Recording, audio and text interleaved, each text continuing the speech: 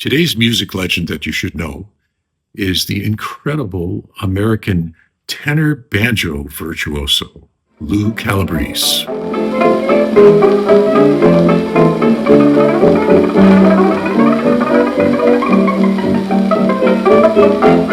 Lou was born in 1900 in Massachusetts, and he was a highly trained musician. He attended the New England Conservatory, where he studied trumpet and composition.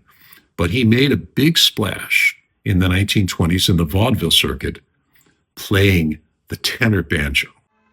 Tenor banjo was a very, very popular instrument back then because in bands that had horns and drums, guitars were just about inaudible. They had not figured out how to amplify the guitar yet.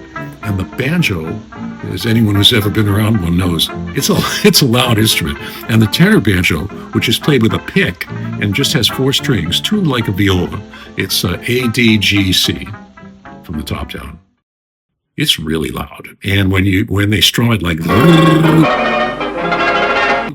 go chomp, chomp, chomp, it's really loud.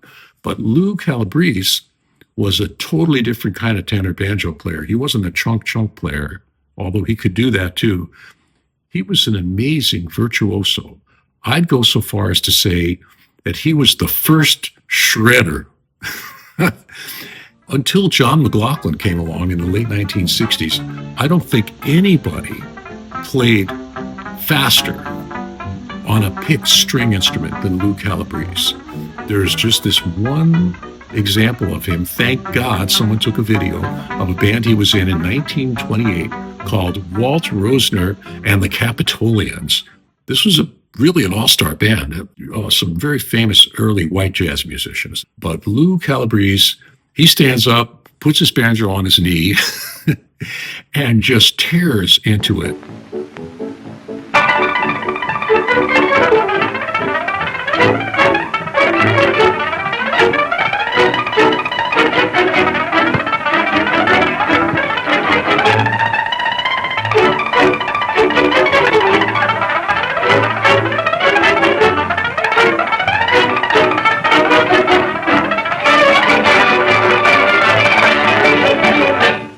So that is one side of Lou Calabrese.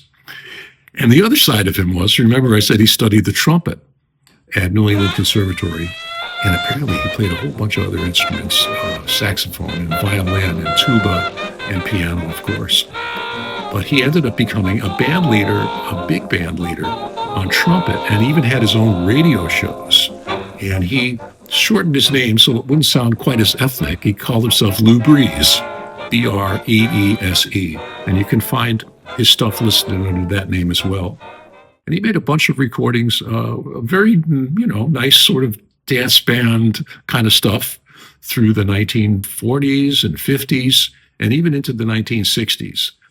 And at one point, it was either the 50s or 60s, he even became vice president of a record company based in Chicago that was owned by the Bally Corporation, who are the same exact company who runs all the big casinos now. But back then, they made slot machines and vending machines and jukeboxes. And so they were interested in starting a record label to expand the entertainment part of their business. And Lou Breese made a bunch of albums for them, at least a bunch of singles that you can actually find on YouTube, along with the rest of these treasures. So he maintained a very active career right up until the end. And the end came on stage in Chicago. I don't know what the theater was, but he was playing a gig, leading his band, and he got a heart attack and died on stage.